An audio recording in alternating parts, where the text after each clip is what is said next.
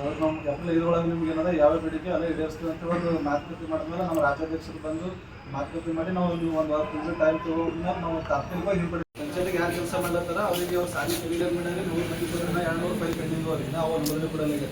ಅದು ಇನ್ನೊಂದು ಕೆಲವು ಇದು ನಿವೃತ್ತಿ ಕೊಡೋಣ ರಿಟೈರ್ಮೆಂಟ್ ಆದಮೇಲೆ ಅವ್ರಿಗೆ 20 ತಿಂಗಳು ಸ್ಯಾಲ್ರಿ ಕೊಡಬೇಕಂತಂದ್ರೆ ಅವು ಆದೇಶ ಮಾಡಿದ್ರೆ ಭೀ ಇವರು ಯುವಗಳಲ್ಲಿ ಪೀಡಿಯೋಗಳಲ್ಲಿ ಯಾರೂ ಪಾಲನೆ ಮಾಡಲಾಗ್ಯಾರ. ಅದು ರಿಲೋಕೇಶನ್ ಅದನ್ನು ಮಾಡಲಾಗಿದೆ. ಇನ್ನೊಂದು ಪೇಮೆಂಟ್ ಬಾಕಿ ಇದು ಮಾಡಲಾಗಿದೆ. ಏನು ಅಜೆಂಡಾ ಇದೆ ನಮಗೆ ಅನುಮೋದನೆ ಇವ್ರದ್ದು ಭರ್ತಿ ಅದ ಇರೋದು ನಮಗೆ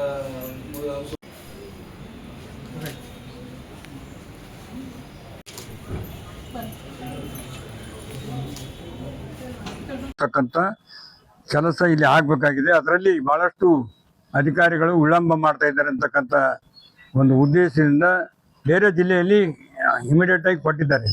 ಅದರಂತೆ ನಮ್ಮ ಜಿಲ್ಲೆಯಲ್ಲಿ ಕೂಡ ಈಗ ಉಳಿದಿರ್ತಕ್ಕಂಥ ನೌಕರರಲ್ಲಿ ರಿಟೈರ್ಮೆಂಟ್ ಆಗಿದ್ದಾರೆ, ಇಬ್ಬರು ತೀರ್ಕೊಂಡಿದ್ದಾರೆ, ಇಬ್ಬರು ಇನ್ನೂ ಸಾಯುವ ಹಂತದಲ್ಲಿದ್ದಾರೆ. ಅಟ್ಲೀಸ್ಟ್ ಮೊದಲೇ ಕೊಟ್ಟರೆ ಅವ್ರ ಫ್ಯಾಮಿಲಿಯವರು ಕೂಡ ಅನುಕೂಲ ಆಗ್ತದೆ. ಅದಕ್ಕಾಗಿ ನಮ್ಮ ನ್ಯಾಯ ಬೇಕಂತ ಹೇಳಿ ನಮ್ಮ ಎಲ್ಲ ಮಿತ್ರರು ಸೇರಿ ಇವತ್ತು ಅನಿರ್ದಿಷ್ಟವಾಗಿರ್ತಕ್ಕಂಥ ಧರಣಿಯನ್ನು ಕೊಡ್ತಿದ್ದಾರೆ. ಈ ಸ್ಥಳಕ್ಕೆ ನಾನು ಬಂದಿದ್ದೀನಿ. ಮುಖ್ಯ ಕಾರ್ಯದರ್ಶಿಗಳ ಜೊತೆಗೆ ಮಾತನಾಡಿ ಸಾಯಂಕಾಲ 5:30 ಗಂಟೆಗೆ ಮತ್ತು ಶೃಂಗೇರಿ DSOನವರು ನಾವು ಅವರು ಸೇರಿಕೊಂಡು ವ್ಯವಸ್ಥಿತವಾದಂಥ ಕೊನೆ ವಿಚಾರವನ್ನು ಮಾಡಿ ಇವರಿಗೂ ಕೂಡ ಬಡ್ತಿ ಸಿಗ್ತಕ್ಕಂಥದ್ದು, ಏನೇನು ಸೌಲಭ್ಯಗಳು ಸಿಗಬೇಕು, ಏನೇನು ಬೇರೆ ಜಿಲ್ಲೆಯಲ್ಲಿ ಆಗಿವೆ ಅದನ್ನು ಕೂಡ ಇವರು ಸಿಗ್ತಕ್ಕಂಥ ರೀತಿಯಲ್ಲಿ ಎಲ್ಲ ರೀತಿಯಿಂದ ಪ್ರಯತ್ನ ಮಾಡ್ತೀನಿ. ಇಲ್ಲೇ ಆಗ್ತದೆ. ಇಲ್ಲೇ DS1 ಚೀಫ್ ಸೆಕ್ರೆಟರಿ ಹೋಗಿ ಅವರೇ ಮಾಡ್ತಾರೆ, ಎಲ್ಲಿ ಹೋಗ್ಬೇಕಾಗಿಲ್ಲ. ಹಂಗೇನಾದ್ರೂ ಸೋಮವಾರ ದಿವಸ ಮುಖ್ಯಮಂತ್ರಿಗಳು ಬರ್ತಾರೆ, ಡಿಸ್ಟ್ರಿಕ್ಟ್ ಮಿನಿಸ್ಟರ್ ಇರ್ತಾರೆ, ಅವ್ರ ಗಮನಕ್ಕೆ ತಂದು ಅವರಿಂದ ಏನಪ್ಪ ಅಂದ್ರೆ ಫೋನ್ ಮಾಡಿಸಿ ಅದು ಇಮಿಡಿಯೇಟ್ ಮಾಡ್ಸಂಗೆ ಮಾಡಿಸ್ತೀವಿ. ಇವತ್ತಿನ ದಿವಸ ಈ ಒಂದು ನಮ್ದು ಸತತವಾಗಿ ಗ್ರಾಮ ಪಂಚಾಯತಿ ನೌಕರ ಸಂಘದ CIT ಸಂಯುಕ್ತ ಜಿಲ್ಲಾ ಸಮಿತಿ ಕಲಬುರಗಿ ವತಿಯಿಂದ ಈ ಒಂದು ವಿವಿಧ ಬೇಡಿಕೆಗಳನ್ನು ಇಟ್ಟುಕೊಂಡು ನಾವು ಜಿಲ್ಲಾ ಪಂಚಾಯತಿ ಆವರಣದಲ್ಲಿ ಒಂದು ಧರಣಿ ಸತ್ಯಾಗ್ರಹ ಕೂತಿದ್ದೀವಿ.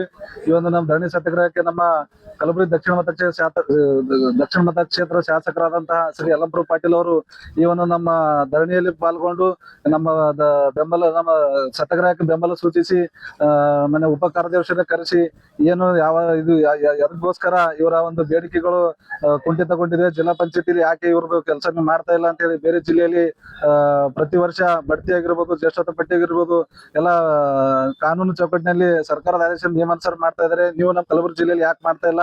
ನೀವು ಈ ತರ ಮಾಡಿ ನಮ್ಮ ಸರ್ಕಾರಕ್ಕೆ ಕೆಟ್ಟ ಹೆಸರು ತರ್ತೀರಾ, ಅದು ಏನಿದ್ರು ಕೂಡಲೇ ನೀವು ಇದನ್ನು ಬಗೆಹರಿಸಿ ಅಂತ ಹೇಳಿ ಉಪ ಕಾರ್ಯದರ್ಶಿಗೆ ಹೇಳಿದ್ದಾರೆ. ಅದೇ ರೀತಿಯಾಗಿ ಸಾಯಂಕಾಲ ಬಂದು ನಮ್ಮ ಮಾನ್ಯ ಜಿಲ್ಲಾ ಪಂಚಾಯತ್ ಮುಖ್ಯ ಕಾರ್ಯಕಾರಿ ಅಧಿಕಾರಿ ಜೊತೆ ಮಾತುಕತೆ ಮಾಡಿ ಈ ಒಂದು ನಮ್ದು ಏನು ಬೇಡಿಕೆಗಳಿದೆ ಬೇಡಿಕೆಗಳಿಗೆ ಸ್ಪಂದನೆ ಮಾಡಿ ಅದೊಂದು ಆದೇಶ ನೀಡುವ ಹಾಗೆ ಅವ್ರು ಮಾತಾಡ್ತೀನಿ ಅಂದರೆ, ಒಂದ್ ವೇಳೆ ಏನೂ ಆಗಿಲ್ಲ ಅಂದ್ರೆ ಸೋಮವಾರ ದಿನ ನಮ್ಮ ಗುಲ್ಬರ್ಗಕ್ಕೆ ಗೃಹ ಸಚಿವರು ಹಾಗೂ ಮುಖ್ಯಮಂತ್ರಿಗಳು ಒಂದು ಬರ್ತಾ ಇದ್ದಾರೆ. ಬಂದಾಗ ಮುಖ್ಯಮಂತ್ರಿಗಳ ಗಮನಕ್ಕೆ ತಂದು ಕೂಡಲೇ ಸಮಸ್ಯೆಯನ್ನು ಬಗೆಹರಿಸ್ತೀನಿ ಅಂತ ಮಾನ್ಯ ಶಾಸಕರು ಹೇಳಿದ್ದಾರೆ. ಶಾಸಕರು ಈ ನಮ್ಮ ಸತ್ಯಾಗ್ರಹಕ್ಕೆ ಬಂದು ನಮಗೆ ಬೆಂಬಲ ಸೂಚಿಸಿ ನಮ್ಮನ್ನು ಒಂದು ಮಾತನಾಡಿ ಹೋಗಿದ್ದಕ್ಕೆ ನಮ್ಮ ಎಲ್ಲಾ ನೌಕರ ಸಂಘ ಪರವಾಗಿ ಅವರಿಗೆ ತುಂಬಾ ಧನ್ಯವಾದ ಸಲ್ಲಿಸುತ್ತೇವೆ. ನನ್ನ ಹೆಸರು ನಾಗರಾಜ್ ಜಿ ಬಂಗೂರ್ ಅಂತ, ಗ್ರಾಮ ಪಂಚಾಯತ್ ನೌಕರ ಸಂಘ ಜಿಲ್ಲಾಧ್ಯಕ್ಷ. ಮುಖ್ಯವಾಗಿ ನಮಗೆ ನಮ್ಮ ಸಮಸ್ಯೆ ಇರೋದು ಸುಮಾರು 3 ವರ್ಷಗಳಿಂದ ಬಡ್ತಿ ಕೊಡದೇ ಇರೋದು. ಬಿಲ್ ಕಲೆಕ್ಟರ್ ಮತ್ತು ಡಾಟಾ ಎಂಟ್ರಿ ಆಪರೇಟರ್ಗಳು ನಮಗೆ ಪ್ರತಿ ವರ್ಷ ಬಡ್ತಿ ಕೊಡಬೇಕು, 3 ವರ್ಷದಿಂದ ಬಡ್ತಿ ಕೊಡ್ತಾ ಇಲ್ಲ. ತಾತ್ಕಾಲಿಕ ಪಟ್ಟಿ ಹಚ್ಚಿ 2 ವರ್ಷಗಳಾದ್ರೂ ಕೂಡ ಅಂತಿಮ ಆದೇಶ ನೀಡ್ತಾ ಇಲ್ಲ. ಇನ್ನು ಸುಮಾರು 80 ಪೋಸ್ಟ್ಗಳು ವೇಕೆಂಟ್ ಆಗಿದೆ. ಈಗ ಅವು ಕೂಡ ತುಂಬ್ಕೋಬೇಕು. ಅದು ಯಾಕಂದ್ರೆ 37 ಬಿಟ್ಟು 80 ಪೋಸ್ಟ್ ಇದೆ. ಎಲ್ಲಾ ಸಿಬ್ಬಂದಿಗಳಿಗೆ ಒಂದು ನ್ಯಾಯಸಮ್ಮತವಾಗಿ ಒಂದು ಸರ್ಕಾರದ ಸೌಲಭ್ಯ ಸಿಗಬೇಕಾದ್ರೆ ಇವೆಲ್ಲ ಬಡ್ತಿ ಕೊಡಬೇಕು. ಅದೇ ರೀತಿಯಾಗಿ ಏಕಕಾಲಕ್ಕೆ ಅನುಮೋದನೆ 2017ಕ್ಕಿಂತ ಮುಂಚೆ ನಮ್ಮ ಗ್ರಾಮ ಪಂಚಾಯತಿಯಲ್ಲಿ ಸಿಬ್ಬಂದಿಗಳು ಯಾರು ಕೆಲಸ ನಿರ್ವಹಿಸ್ತಾ ಇದ್ದಾರೆ, ಅವರು ಶಾಲೆಯಲ್ಲಿ ಶಿಕ್ಷಣ ಇರ್ಲಿ ಇರ್ಲಾರ್ದೇ ಇರ್ಲಿ, ಅವ್ರು ಯಾರು ಕಾರ್ಯನಿರ್ವಹಿಸ್ತಾರೆ ಏನಾದ್ರು ಪೇಮೆಂಟ್ ತಗೊಂಡು ಸ್ಲಿಪ್ ಇದ್ರು ಕೂಡ ಅವರು ಸರ್ಕಾರದ ಆದೇಶ ಇದೆ, ಅವರಿಗೆ ಏಕಕಾಲಕ್ಕೆ ಅನುಮೋದನೆ ನೀಡಬೇಕಂತೇಳಿ ಈ ನಮ್ಮ ಜಿಲ್ಲಾ ಪಂಚಾಯತಿಯಲ್ಲಿ ಇನ್ನೂ 200 ಸಿಬ್ಬಂದಿಗಳ ಫೈಲ್ ಪೆಂಡಿಂಗ್ ಇಟ್ಕೊಂಡು ಕುಂತಿದ್ದಾರೆ. ಅದೇ ರೀತಿಯಾಗಿ ನಾವು ಪಂಚಾಯತಿಯಲ್ಲಿ ರಿಟೈರ್ಮೆಂಟ್ ಆದಾಗ 20 ತಿಂಗಳ ನಿವೃತ್ತಿ ಉಪದಾನ ಕೊಡಬೇಕಂತ ಸರ್ಕಾರ ಆದೇಶ ಇದೆ. ಇಲ್ಲಿವರೆಗೂ ಯಾವ ಜಿಲ್ಲಾ ಪಂಚಾಯತ್ ನಮ್ಮ ಗ್ರಾಮ ಪಂಚಾಯತಿಯಲ್ಲಿ ಯಾರು ಕೊಟ್ಟಿಲ್ಲ. ಅದೇ ರೀತಿಯಾಗಿ ನಮ್ಮ AFMS ಬರೋಕ್ಕಿಂತ ಮುಂಚಿತವಾಗಿ ಕೆಲವೊಂದು ಬಾಕಿ ಪೇಮೆಂಟ್ ಇದೆ, ಅದು ಕೂಡ ಮಾಡ್ತಾ ಇಲ್ಲ. ಅದು ಏನದ ಆದೇಶದ ರೂಪದಲ್ಲಿ ಉಳಿದಿದೆ, ಕಾರ್ಯರೂಪಕ್ಕೆ ಬಂದಿಲ್ಲ. ಇವೆಲ್ಲ ನಮ್ಮ ಕಾರ್ಯರೂಪಕ್ಕೆ ಬರಬೇಕು, ಬೇಗ ಆದೇಶ ಸಿಗಬೇಕಂತ ನಾವು ಒಂದು ಹೋರಾಟವನ್ನು